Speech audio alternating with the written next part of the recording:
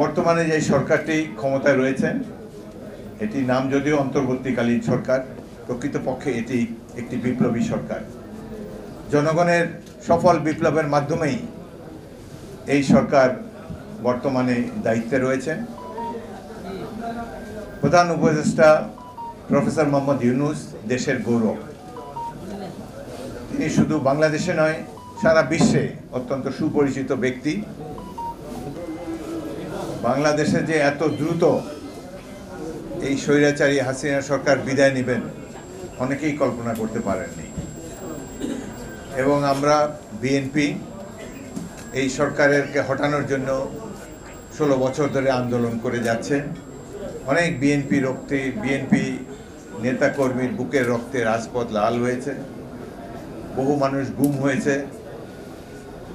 এদের অত্যাচারে, বিএনপির উপরে যে অত্যাচার করেছে আওয়ামী লীগ সরকার, এশিয়া মহাদেশে কোনো দলের উপরে এই ধরনের নির্মম অত্যাচার আমরা কখনো লক্ষ্য করিনি। এরা যে কি চরিত্রের অধিকারী! হেলিকপ্টার থেকে গুলি করে 32টি শিশু হত্যা করেছে। কি ধরনের সরকার এটি ছিল, কি ধরনের রাজনৈতিক ব্যক্তিত্ব এরা ছিল! টেলিভিশনে এদের তো অভিনয়ের তুলনা হয় না। এদের প্রত্যেকেই একটা করে অস্কার দেওয়া যেতে পারে। যেইভাবে তারা মুখে এক কথা আর কাজে যা করেছেন, বিশ্ববাসী এখন শিউরে উঠছে এদের অত্যাচার নির্যাতন দেখে।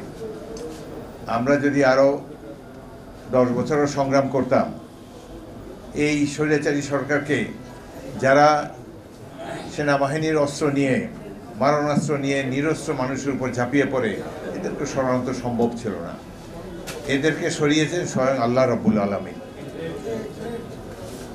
আল্লাহ ধর্মগ্রন্থে নির্দেশ দিয়েছেন সবাইকে সীমা লঙ্ঘন না করার জন্যে।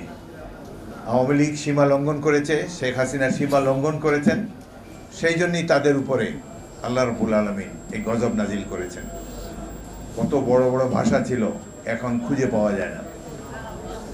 টেলিভিশনে কত রকমের, পাখির নামে যার নাম ছিল সেই সাধারণ সম্পাদক কত বড় বড় কথা বলেছে। শেখ হাসিনা নাকি পালায় না, এখন কোথায়? পালায় না এরকম একজনই আছে, বেগম খালেদা জিয়া। সুখে দুঃখে আপদে বিপদে দেশের মানুষের পাশেই থাকেন। বিদেশে তার কোনো আশ্রয়স্থল নাই, বাড়ি গাড়ি নেই। এদের ভূমিমন্ত্রী লন্ডনেই তো 300 বাড়ি আছে। সুতরাং এরা পালাবে না, কারা পালাবে? এরা ঘটনার অনেক আগে পালিয়ে গিয়েছে। সবাই তো বুঝতে পারে যে সামনে কি আসছে। আমাদের প্রতিবেশী রাষ্ট্রের মদদে এই সরকার টিকেছিল। বাংলাদেশকে বানিয়েছে একটি পুলিশি রাষ্ট্র।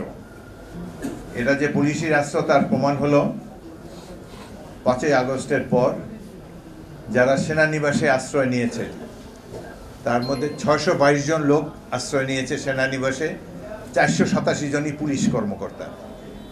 এরা প্রত্যেকে খুনি, নিরীহ মানুষকে, রাজনৈতিক কর্মীকে, ছাত্রছাত্রীদেরকে হত্যা করে ক্যান্টনমেন্টে গিয়ে পালিয়েছে। 5 জন বিচারপতি পালিয়েছে।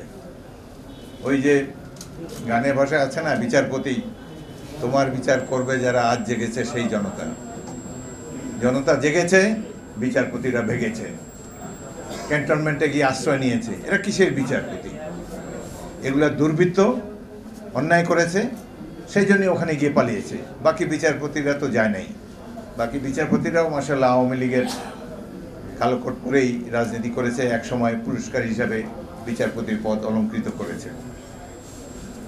এখন এমন একটি বিপ্লবের কথা আপনারা বইতেই পড়েছেন, আমরাও বইতে পড়েছি। আজকে বাংলাদেশের জনগণ ভাগ্যবান, চোখের সামনে একটা বিপ্লব দেখতে পেয়েছে। আমিও নিজকে ভাগ্যবান মনে করি, 2বার স্বাধীনতা যুদ্ধে অংশ নিতে পেরেছি। একবার 71 সালে শহীদ জিয়ার নেতৃত্বে, দ্বিতীয়ত বিএনপির নেতৃত্বে এই 16 বছরের আন্দোলন সংগ্রামে সবসময় জনতার সাথে ছিলাম। এবং সর্বশেষে ছাত্রদের নেতৃত্বে যেই তুমুল আন্দোলনের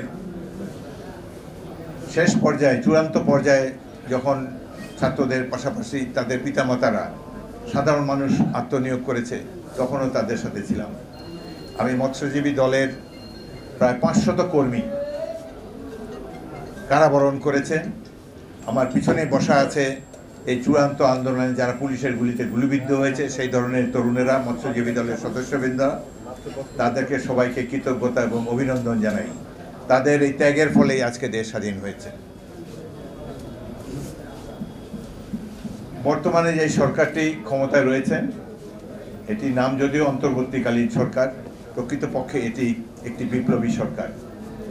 জনগণের সফল বিপ্লবের মাধ্যমেই এই সরকার বর্তমানে দায়িত্বে রয়েছে। প্রধান উপদেষ্টা প্রফেসর মোহাম্মদ ইউনূস দেশের গৌরব।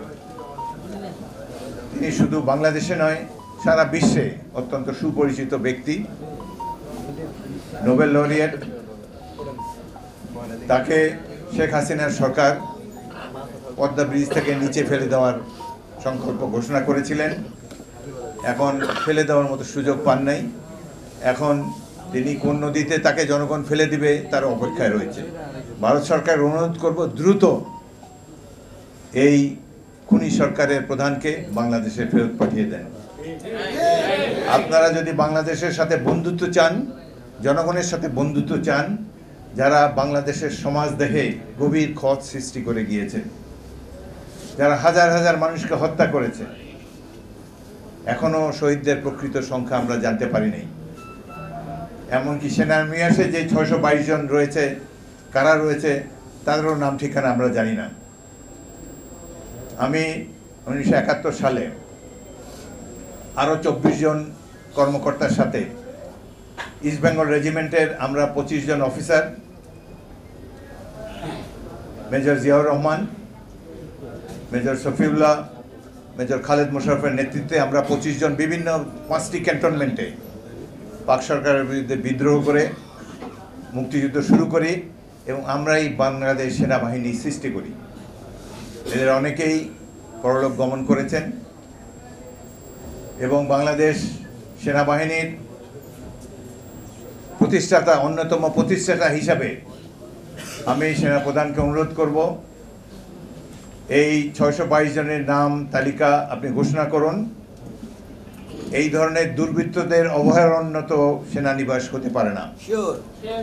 মুক্তিযুদ্ধের মাধ্যমে এই সেনাবাহিনী গঠিত হয়েছে, জনগণ গঠন করেছে এই বাহিনী, হাজার হাজার ছাত্র যুবক। আমরা ইস্ট বেঙ্গল রেজিমেন্টে অল্প কিছু ছিলাম, কিন্তু সারা দেশবাসী, হাজার হাজার যুবক, ছাত্র যুবক, বিভিন্ন পেশার মানুষ এই মুক্তিবাহিনীতে যোগ দিয়েছে। জীবন দিয়ে অনেক ত্যাগের বিনিময়ে আমরা স্বাধীনতা পেয়েছি। সুতরাং মহান মুক্তিযুদ্ধের মাধ্যমে যে সেনাবাহিনী গঠিত হয়েছে, আমরা আশা করব এই সামরিক বাহিনী সবসময় জনগণের পাশে থাকবে। বিগত আন্দোলনের চূড়ান্ত পর্যায়ে সেনাবাহিনী প্রধান এবং তরুণ অফিসাররা তারা যে বলিষ্ঠ ভূমিকা রেখেছে, তারা বলেছে যে বাংলাদেশের জনগণের উপরে আমরা গুলি চালাতে পারি না, এবং এই স্বৈরাচারী সরকারকে উৎখাত করার জন্যে আমি বাংলাদেশ সেনাবাহিনী এবং সামরিক বাহিনীকে অভিনন্দন জানাচ্ছি।